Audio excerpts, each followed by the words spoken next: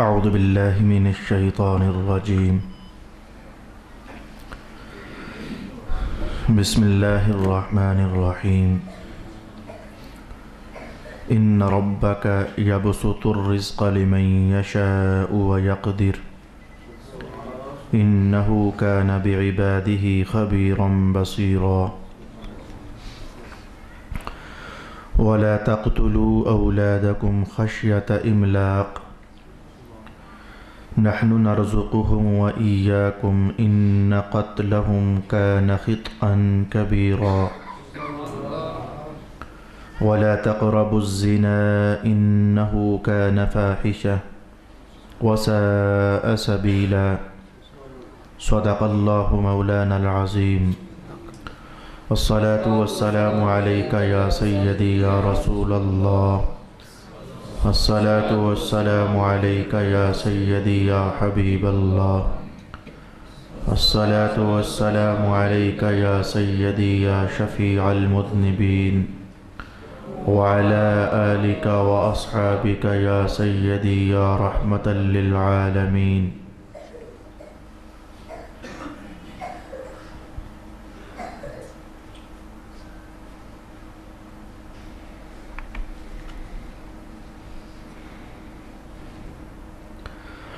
بے شک آپ کا رب جس کے لیے چاہے رزق وسیع کرتا ہے اور جس کے لیے چاہے تنگ کر دیتا ہے. بے شک وہ اپنے بندوں کی بہت خبر رکھنے والا، بہت دیکھنے والا ہے. اور اپنی اولاد کو مفلسی کے ڈر سے قتل نہ کرو. ہم ان کو بھی رزق دیتے ہیں اور تم کو بھی. بے شک ان کو قتل کرنا بہت بڑا گناہ ہے. اور زنا کے قریب نہ جاؤ، بے شک وہ بے حیائی ہے اور برا راستہ ہے. صدق اللہ مولانا العظیم. اللہ رب العالمین کے فضل سے آج ہم نے سورہ بنی اسرائیل سے 3 آیات بینات تلاوت کی ہیں. تینوں آیات میں اللہ رب العالمین نے جو احکام ارشاد فرمائے اور جو حقائق اور لطائف ان تک رسائی کرنے کے لیے اللہ سے توفیق مانگ کر اپنی گفتگو آگے بڑھانا چاہوں گا. پہلی آیت میں اللہ تعالیٰ نے رزق کا حوالہ قائم کیا. جس بندے کے لیے اللہ چاہتا ہے رزق بڑھا دیتا ہے اور جس کے لیے چاہتا ہے رزق تنگ کر دیتا ہے. اس پر مفسرین کرام نے پہلی بات یہ ارشاد فرمائی، رزق بڑھ جائے، زیادہ ہو جائے تو مت سمجھنا کہ وجہ یہ ہے کہ اللہ ہم سے راضی ہے. رزق اگر تمہارا تنگ ہو جائے،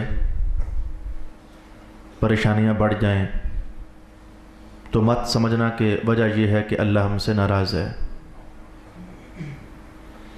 اللہ راضی ہے یا اللہ ناراض ہے، اس کی بنیاد رزق کا وسیع ہو جانا اور رزق کا کم پڑ جانا نہیں ہے. اللہ کی رضامندی کے دستور الگ ہیں اور اس کی ناراضگی کے قوانین الگ ہیں. اس بات کو سمجھنے کے لیے میں 4 مختلف جہتیں آپ کے لیے قائم کرنا چاہتا ہوں. بعض اوقات ایسا ہوتا ہے کہ اللہ تعالیٰ کسی کا رزق بڑھا دیتا ہے کیونکہ اس سے بہت خوش ہوتا ہے. صحابہ میں اس کی مثال دیکھنی ہو تو حضرت ابو بکر صدیق کو دیکھا جا سکتا ہے، حضرت عثمان ابن عفان کو دیکھا جا سکتا ہے. روحانی اور ایمانی رزق کے ساتھ ساتھ اللہ تعالیٰ نے دنیا کے رزق کی بھی بڑی فراوانی کی ہوئی تھی. ان کا رزق زیادہ تھا اور اللہ بھی ان سے خوش تھا. تو کبھی ایسا ہوتا ہے کہ رزق بندے کا بڑا ہوتا ہے کیونکہ اللہ خوش ہوتا ہے. میں اسے قرآن حکیم سے نکال کر یوں آپ کے سامنے کہنا چاہوں گا. اللہ تعالیٰ نے ارشاد فرمایا کہ اگر ہماری بات مان کر جیو گے تو ہم تمہیں وہاں سے بھی رزق نصیب کریں گے کہ تم سوچ بھی نہیں سکتے.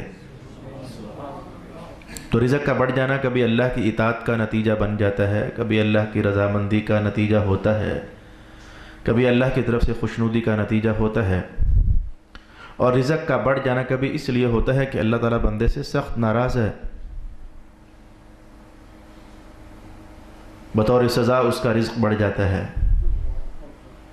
یہ جملہ قابل توجہ۔ بعض اوقات بندے سے اللہ ناراض ہوتا ہے اور اس کو سزا یہ ملتی ہے کہ اس کا رزق بڑھ جاتا ہے۔ ایک دم سے بات سمجھ نہیں آ رہی۔ اللہ ناراض ہو تو اس کا تو انسانی عقل کہتی ہے کہ نتیجہ یہ ہونا چاہیے کہ بندہ فاقے کاٹے، بھوکا مرے، لیکن ایسا ہے مذہب کی بنیادوں میں یہ چیز موجود ہے کہ بعض اوقات اللہ جس سے ناراض ہوتا ہے اس کا رزق بڑھ جاتا ہے اور یہ اس کے لیے سخت سزا ہوتی ہے۔ اس حقیقت کو سمجھنا ہو تو میں 9ویں سپارے کا ایک حصہ آپ کے لیے تلاوت کرنا چاہوں گا۔ رب کائنات نے ارشاد کیا سنستدرجہم من حیث لا یعلمون۔ کافر طبقہ، فاسق طبقہ، گناہگار طبقہ، کبھی ان کو ہم یہ سزا دیتے ہیں کہ ان کے ساتھ استدراج کرتے ہیں۔ اس آیت کی تفسیر ہم پڑھ چکے ہیں، جان چکے ہیں، لیکن آج عنوان کی لپیٹ میں ہے تو ہلکا سا اشارہ کروں۔ بعض اوقات لوگوں کے لیے استدراج سزا ہوتی ہے۔ استدراج یہ ہے کہ بندہ گناہوں میں زیادتی کرتا چلا جائے تو اس کا رزق بڑھتا چلا جائے، وہ اور گناہ زیادہ کرے اس کا رزق اور بڑھ جائے، وہ اور نافرمانی کی روش چلے تو اس کی روٹیاں پانی، روپے پیسے اور بڑھ جائیں۔ اب سزا یہ ہے کہ بندہ یہ سمجھ جاتا ہے، شیطان اس کے دل میں یہ خیال ڈال دیتا ہے کہ تیرے اوپر جو اللہ کی اتنی نعمتیں اور عطائیں ہیں تو نعمتوں کی فراوانی یہ ناراضگی کی دلیل نہیں ہوتی۔ شیطان اس کے دل میں خیال ڈالتا ہے یقیناً تجھ سے اللہ خوش ہے اسی لیے نوازتا چلا جا رہا ہے، جس روش پر تیری زندگی قائم ہے یقیناً اللہ خوش ہے اس لیے تجھے نواز رہا ہے۔ یہ دیکھ تیرے اوس پڑوس میں نمازی ہیں، پتہ نہیں نمازی ان کی قبول ہیں بھی کہ نہیں، کتنے پریشان ہیں، تو تجھ پر جو اللہ کی عطاؤں کا دروازہ کھلا ہوا ہے تو وجہ یہ ہے کہ تجھ سے اللہ راضی ہے۔ بندہ خوش ہوتا ہے کہ ہاں مجھ سے اللہ راضی ہے، حالانکہ وہ گناہ کر رہا ہوتا ہے، وہ گناہ والی زندگی گزار رہا ہوتا ہے، اسے خیال ہی نہیں آتا کہ یہ میرے لیے آزمائش بنا ہوا ہے رزق اور میرے لیے سزا بنا ہوا ہے رزق۔ سنستدرجہم، ہم بھی ڈھیل دیتے جاتے ہیں، نعمتیں بڑھاتے جاتے ہیں۔ بندہ اس خیال میں ٹھیک چل رہا ہوں، اسی روش پر چلتا رہتا ہے، پھر اچانک موت کا پیغام آ جاتا ہے، اسے سنبھلنے کا اور توبہ کا موقع بھی نہیں مل پاتا ہے۔ جتنے گناہ کیے ہوتے ہیں وہ سب کا البا ملبا اپنے کندھوں پر اٹھا کر قبر میں اتر جاتا ہے۔ اب اس کے لیے سزا کا جہان شروع ہو جاتا ہے۔ وہ اسی گھمنڈ میں رہا کہ میں ٹھیک تھا تبھی تو مل رہا تھا، رب کائنات نے کہا یہ تو اس کے لیے سزا بنی ہوئی تھی۔ اپنے ماحول میں یہ تصویر آپ کو نظر آئے گی، قرآن حکیم کی ہر تصویر ہم اپنے ماحول میں دیکھیں گے۔ بندہ گناہگار ہے لیکن رزق بڑا ہوا ہے، بندہ بدماش ہے رزق زیادہ ہے، نافرمان ہے لیکن اس کا رزق زیادہ ہے، مسجد وہ 6 سال رخ نہیں کرتا لیکن اس کی تجوریاں بھری ہوئی ہیں۔ میں کہوں گا اگر مسلمانوں کی دنیا میں سمجھنا مشکل ہے تو کافروں کو دیکھ لیا جائے، جلدی آسان ہو جائے گا سمجھنا۔ ان کے بارے میں نیکی کا تصور بھی نہیں کیا جا سکتا، کفر ہی ان کے لیے سب سے بڑی برائی بنا ہوا ہے، کفر کے بعد باقی جو گناہ ہے وہ تو ہے ہی ہے، لیکن دنیا میں مسلمانوں کی بنسبت آپ دیکھ رہے ہو کافروں کے پاس رزق زیادہ ہے۔ تبھی تو رسول اللہ علیہ السلام نے یہ اعلان کیا تھا الدنیا سجن المؤمن وجنت الکافر، دنیا مومن کے لیے یہ قید خانہ ہے اور کافر کے لیے جنت بنی ہوئی ہے۔ تو میں نے اپنا عنوان سمیٹنا چاہا کہ کبھی ایسا ہے کہ رزق زیادہ ہے، وجہ یہ ہے کہ اللہ خوش ہے اس لیے زیادہ ہے، کبھی ایسا ہے کہ رزق زیادہ ہے، وجہ یہ نہیں ہے کہ اللہ خوش ہے بلکہ وجہ یہ ہے کہ اللہ ناراض ہے، اللہ بندے کو سزا دینا چاہتا ہے، اس کا رزق بڑھا دیتا ہے۔ بندہ سمجھتا ہے کہ میں اچھا کام کر رہا ہوں، میں اچھی زندگی گزار رہا ہوں، تبھی تو اللہ رب العالمین نے ہمارا رزق بڑھا دیا۔ تیسری جہت، کبھی ایسا ہوتا ہے کہ بندے سے اللہ ناراض ہوتا ہے تو اس کا رزق اس لیے تنگ ہو جاتا ہے ایسا، اور یہ بات قرآن حکیم نے ارشاد فرمایا کہ ما اصابکم من مصیبت فبما کسبت ایدیکم، جب بھی تم پر کوئی تکلیف، کوئی مشقت، کوئی بوجھ آتا ہے، کوئی آزمائش آتی ہے، وہ تمہارے گناہوں کا نتیجہ ہوتی ہے۔ حدیث کے الفاظ بھی مجھے یاد ہیں کہ حضور رحمت عالم علیہ السلام ارشاد فرماتے ہیں گناہوں سے بچا کرو کیونکہ گناہ رزق کو کم کر دیتا ہے۔ تو رزق کم ہو گیا، وجہ کبھی پیچھے یہ تھی کہ اللہ ناراض ہے اس لیے کم ہو گیا، اور کبھی رزق کم ہو گیا وجہ یہ تھی کہ اللہ بندے پر بہت خوش تھا اس لیے کم ہو گیا۔ یہ چوتھا جملہ پھر سمجھنے کے لائق، جیسے پہلے دو جملے تھے، کبھی رزق اس لیے بڑھ گیا کہ اللہ راضی ہے، یہ فوراً سمجھ آ گیا۔ اچھا، کبھی رزق اس لیے بڑھ گیا اللہ ناراض ہے، سزا دے رہا ہے، یہ سمجھ نہیں آ رہی تھی، ہم نے سمجھنے کی کوشش کی۔ ایسے ہی اس طرف کے دو جملے، کبھی رزق اس لیے تنگ ہے اللہ ناراض ہے، چلیں یہ بات فوراً سمجھ آ گئی۔ چوتھا جملہ، کبھی رزق تنگ ہے وجہ یہ ہے کہ اللہ بندے پر بڑا خوش ہے۔ اب یہ بات، یہ راز ہمیں سمجھنا چاہیے، رزق تنگ ہے اور پیچھے راز یہ کہ اللہ بڑا خوش ہے۔ میں اس موقع پر کتاب الدعاء، کتاب الدعوات سے ایک جملہ نکال کر آپ کے سامنے لانا چاہتا ہوں، پھر اس کے بعد ایک اور حدیث قدسی کے الفاظ بھی میرے پاس ہیں، میں آپ کو بیان کرنا چاہتا ہوں، پھر ایک اور حدیث کے الفاظ بھی ذہن میں آپ پہنچے وہ بھی آپ کے لیے بیان کروں۔ کتاب الدعوات کے اندر یہ دعاؤں کا باب، وہاں پر یہ ایک جملہ آپ کو بتا چکا ہوں۔ رسول پاک علیہ السلام فرماتے ہیں کہ کچھ لوگ ہوتے ہیں تو وہ دعا کرتے ہیں اللہ تعالیٰ سے، اے اللہ فلانی فلانی فلانی شے دے دے، جیسے ہم مانگتے ہیں دعاؤں میں۔ اللہ تعالیٰ حضرت جبریل امین کو حکم ارشاد فرماتا ہے کہ جبریل نہ دینا، مت دینا۔ جب یہ مانگتا ہے، روتا ہے، پیٹتا ہے، آنسو بہاتا ہے، ہمیں بڑا اچھا لگتا ہے اسے اور مانگنے دے۔ نہیں دیا کیونکہ ہمیں اچھا لگتا ہے، محبت نبھائی جا رہی ہے، اچھا لگتا ہے، اس کا رونا اچھا لگتا ہے، اس کا بھلکنا اچھا لگتا ہے، اس کا تڑپنا اچھا لگتا ہے، یہ آنسو بہائے تو اچھا لگتا ہے، یہ راتوں کو اٹھے اچھا لگتا ہے، یہ ہماری منت سماجت کرے اچھا لگتا ہے، یہ جھولیاں پھیلائے تو اچھا لگتا ہے، تو ہم اس سے بڑے خوش ہیں، اسے مانگنے دے تاکہ یہ بار بار اچھا لگے، اسے مانگنے دے یہ بار بار اچھا لگے۔ تھوڑی سی بات کھلی، میں حدیث کے الفاظ آپ کے سامنے لانا چاہوں گا تاکہ عنوان ذرا اور کھل جائے۔ رزق تنگ ہے لیکن وجہ یہ ہے کہ اللہ خوش ہے اس لیے تنگ ہے۔ حضور فرماتے ہیں کہ دو چیزیں ہیں، بندہ ان سے دونوں سے نفرت کرتا ہے، حالانکہ دونوں ہی بندے کے لیے بڑی فائدہ مند ہے۔ دو چیزیں ہیں، بندہ دونوں سے نفرت کرتا ہے، ہاتھ کھینچتا ہے، حالانکہ دونوں اس کے لیے فائدہ مند ہے۔ حضور فرمایا ایک تو موت ہے بندے کے لیے فائدہ مند، لیکن بندہ ڈرتا ہے، ہاتھ کھینچتا ہے۔ حضور فائدہ کیا ہے؟ جیسے حضور نے سمجھا دیا کہ مرو گے تو قبر میں زیارت ہوگی نا، مرو گے تو جنت میں جاؤ گے نا، مرو گے تو شفاعت میسر ہوگی نا۔ وہ آنکھ بند ہونے کے بعد اگلے جہان کی ساری نعمتیں وہ مرنے کے بعد ہی تو میسر ہے، وغیرہ تو میسر ہی نہیں ہے۔ تو موت بندہ اسے ناپسند کرتا ہے، حالانکہ اس کے لیے ہے فائدہ۔ اچھا، تو دوسری شے حضور فرمایا غربت، افلاس، بندہ اس کو ناپسند کرتا ہے کہ میری جیب بھری بھری رہے، تنگ نہ ہو، خالی نہ ہو۔ بندہ اس میں پریشان ہوتا ہے کہ نہیں مولا یہ تنگی نہیں، رزق کھلا ہونا چاہیے، تو بندہ غربت سے ڈرتا ہے، ہاتھ کھینچتا ہے، حالانکہ غربت اس کے لیے بڑی فائدہ مند ہے۔ حضور کیا فائدہ؟ کہ میشر والے پھنسے ہوں گے، سرمایہ دار اپنا حساب دے رہے ہوں گے، جو بندہ تھا ہی غریب اس کا حساب بنتا ہی کیا ہے، اس کا حساب کیا بنتا ہے؟ حضور نتیجہ فرمایا کہ اللہ تعالیٰ ان سرمایہ داروں کی بنسبت ان غریبوں کو 500 سال پہلے جنت میں داخل فرما دے گا۔ عنوان تھوڑا سا اور کھل گیا کہ بندے کا رزق تنگ ہے، لیکن وجہ پیچھے یہ نہیں ہوتی کہ اللہ ناراض ہے، بلکہ وجہ یہ ہوتی کہ اللہ اس بندے پر بڑا خوش ہوتا ہے، بہت خوش ہوتا ہے، اس لیے اس کا رزق تنگ ہوتا ہے، اس کی آخرت اللہ سجا رہا ہوتا ہے، اس کی ہر آہو بقا پر اس کے دراجات میں اضافہ فرما رہا ہوتا ہے۔ بعض اوقات تو اللہ کی رحمت کے راز ہمیں سمجھ نہیں آتے، اللہ تعالیٰ ہمیں اس سے ایسے راز ہیں، حکمتیں ہیں، ہمیں تو سمجھ نہیں آتی ہیں۔ ایک بندہ غریب ہوتا ہے، اوپر سے اس کا مکان کرائے پر ہوتا ہے، اوپر سے اس کی دکان بھی چھوٹی سی ہوتی ہے، وہ بڑی مشکل سے گزارا چلاتا ہے، اوپر سے بیٹیاں بھی 6 ہوتی ہیں اس کی، اور اوپر سے اس مہینے 5-6 شادیاں بھی آ چکی ہوتی ہیں۔ یہ اللہ کے راز سمجھ نہیں آتے۔ ایک غربت نے توڑا ہوتا ہے، اوپر سے آزمائشیں زیادہ، پھر ماں بھی بیماری ہوتی ہے گھر میں۔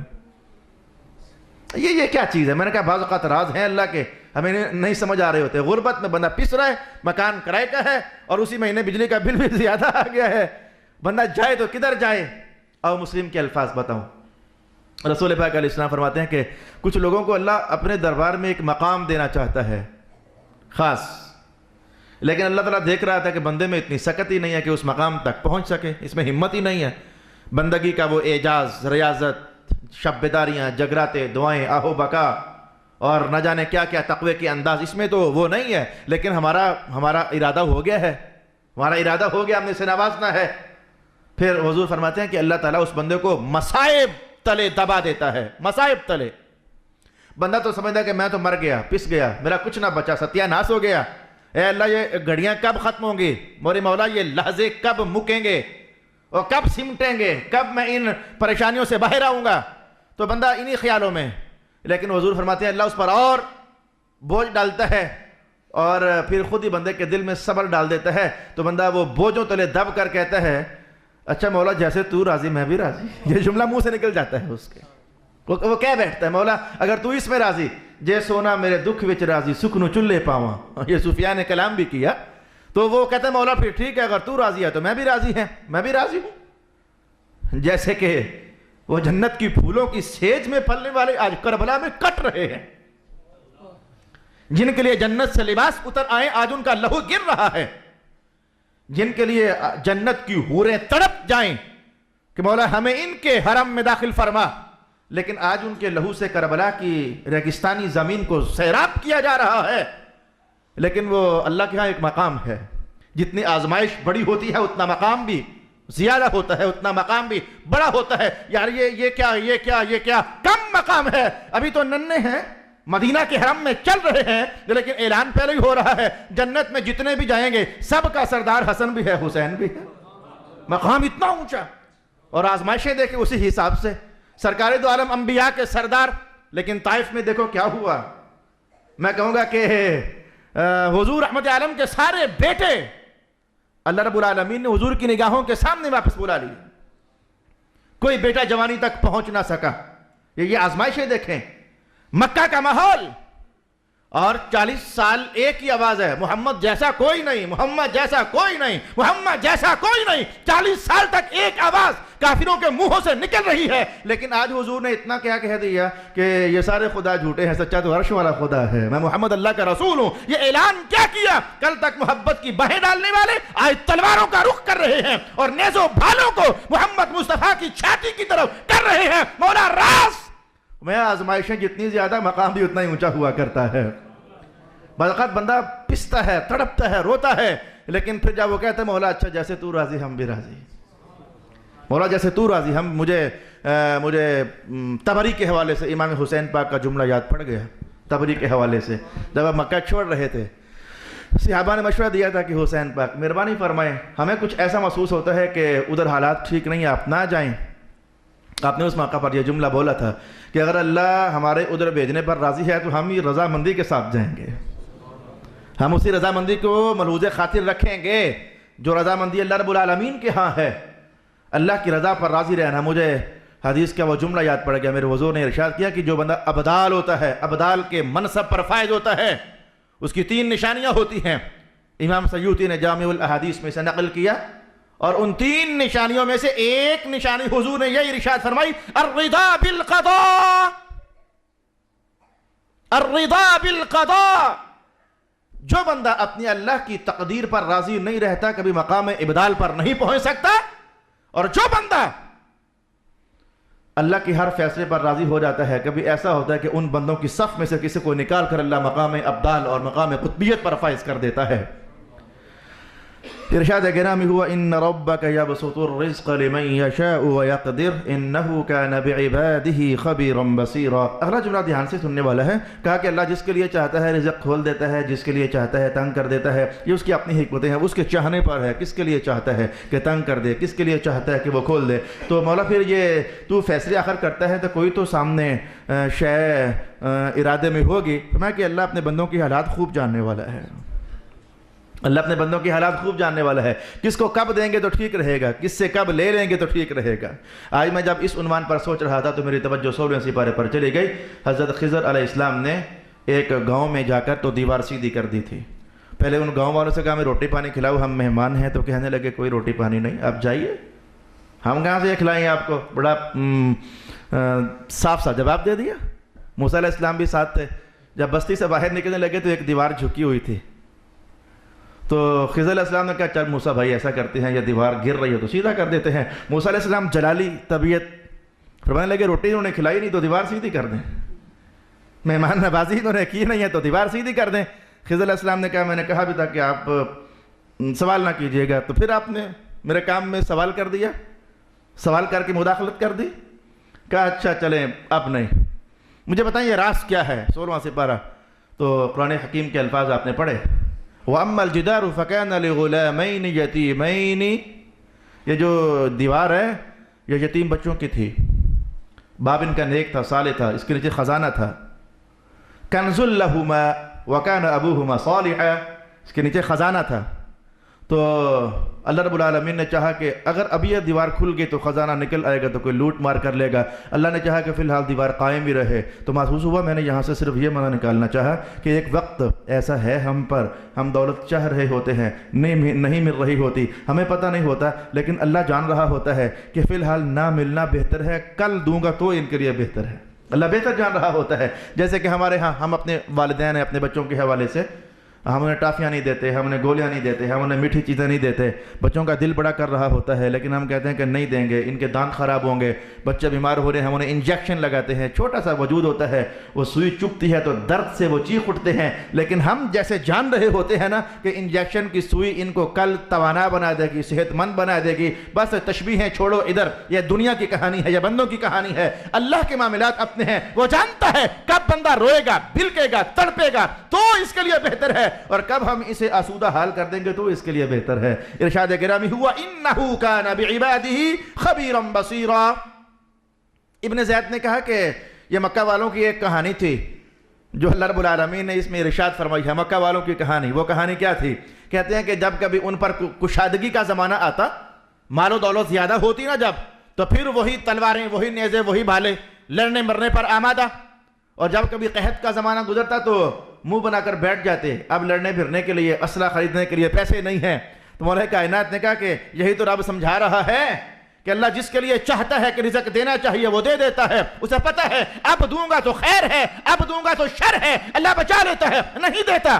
مجھے اپنے استاد گرامی کا ایک لطیفہ، آپ شیخ پور سے تشریف فرما ہوئے، میرے استاد محترم حضرت علامہ سید ریاض حسین نور احمد صاحب بندیالوی، شیخ پور آپ کا آبائی گاؤں ہے، تو کہنے لگے یار ہمارے ادھر علاقے میں ڈھوگر قوم ہے پنجاب کی، وہ بہت زیادہ ہیں۔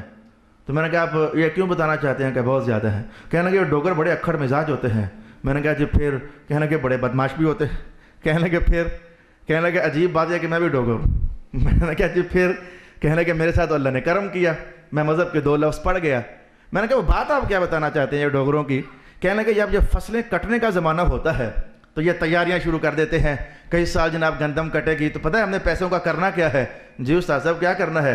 کہنے کہ ہم نے ریفلیں خریدنی ہیں، تو دشمنیاں نبھانی ہے، تو کارتوس لینے ہیں، تو ہزار گولی اکٹھی کرنی ہے، اور پھر جب وہ جس سال لگتا ہے نا انہیں کہ یار اس سال تو بارشیں نہیں ہوئیں تو مناسب فصل نہیں ہوئی، تو کوئی ایسی للکار ان میں نظر نہیں آتی، ٹھنڈے ٹھنڈے تو خاموش، اور ان میں لڑنے جھگڑنے بپھرنے اور قتل کرنے کا وہ جذبہ وہ ٹھنڈا سا ہو جاتا ہے۔ تو مجھے قرآن حکیم کا آج وہ یہ حصہ پڑھ کر کے تو استاد صاحب کے وہ لطیفہ یاد آ رہا تھا کہ اللہ خوب جاننے والا ہے کس کو دیں گے تو وہ لی ہوئی دولت کو بدماشیوں میں خرچ کرے گا، اور کس سے روک لیں گے تو اس کے لیے جنت کا اہتمام ہو جائے گا۔ کون ایسا ہے جس کا دامن بھریں گے تو وہ نیکیوں کے خزانے کما لے گا، اور کون ایسا ہے جس کا دامن تنگ کر دیں گے تو اللہ کے سامنے توبہ اور صبر کر کے تو جنت کما سکتا ہے۔ فرمایا کہ انہو کان بعبادہ خبیرا بصیرا، یہ تم نہیں جانتے، یہ سارے راز اللہ خوب جاننے والا ہے کہ کس کے لیے اس نے دولت کے پیچھے جنت چھپائی ہوئی ہے اور کس کے لیے اس نے تنگ دستی کے پیچھے جنت چھپائی ہوئی ہے۔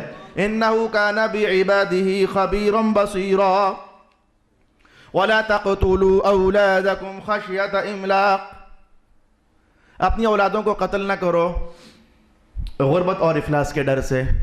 زمانہ جاہلیت کی کہانی، اس سے پہلے رب کائنات نے بچوں کو سمجھایا تھا، 2-3 آیتیں پیچھے چلے جاؤ، ماں باپ سے حسن سلوک کرنا، ان سے خیر خواہی کرنا، تفصیلی ترین عنوان آپ نے سمجھا، تو 2-3 آیات کے فوراً بعد ماں باپ کو بھی سمجھایا تم بھی تو اللہ کی ان نعمتوں کے ساتھ حسن سلوک ہی کرنا، انہیں قتل نہ کر دینا، جیسے کہ زمانہ جاہلیت میں بیٹیوں کو قتل کر دیا جایا کرتا تھا، یہ ہمارے ساتھ کھائے گی پیے گی۔ آج میں نے کافی دیر تک جائزہ لے کر یہ بات بتا رہا ہوں، ہمارے ماحول کے اندر بھی بیٹیاں آ جائیں، منہ بنتا ہے کہ جہیز کہاں سے دیں گے، ماحول بن گیا جہیز دینے کا، جہیز کہاں سے دیں گے، بیٹا آئے تو خوش ہوتے ہو، خیر نہیں دینا پڑے گا، مغالطے میں ہو تم، بڑے مغالطے میں ہو، تمہارا خیال ہے کہ بیٹی خرچے کرواتی ہے، بیٹا نہیں، بڑے مغالطے میں ہو، بیٹیوں کے خرچے چیک کر لو، ایک طرف کر لو، جب بیٹا آتا ہے نا، میں آپ کو بالکل ایکول نظام بتاؤں جو چل رہا ہے، اللہ تعالیٰ بیٹا دیتے تو خوش نہ ہونا کہ یہ خرچے نہیں کرائے گا، وہ آج کل 3-4-5 تولے زیور تو لڑکے والے بھی ڈالتے ہیں، ماحول بنا ہوا ہے نا، جتنا زیور بیٹی لے کر جاتی ہے اتنا بیٹے والوں کو بھی دینا پڑتا ہے،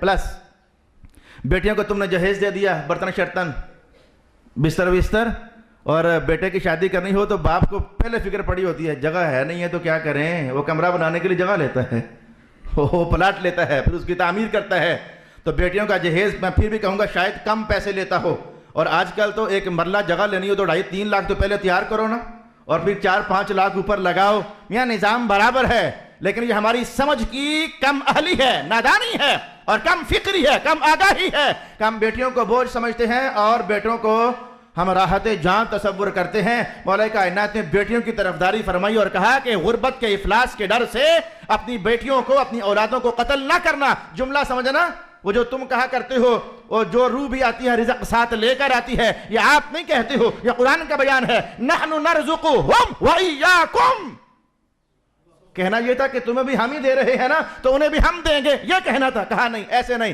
نحن نرزقہم وإیاکم، ان کا حوالہ پہلے جو بھی آئے نہیں، جو دنیا میں آئے نہیں، کہا ان کو ہم ہی دیں گے تو تمہیں بھی تو ہم ہی دے رہے ہیں نا۔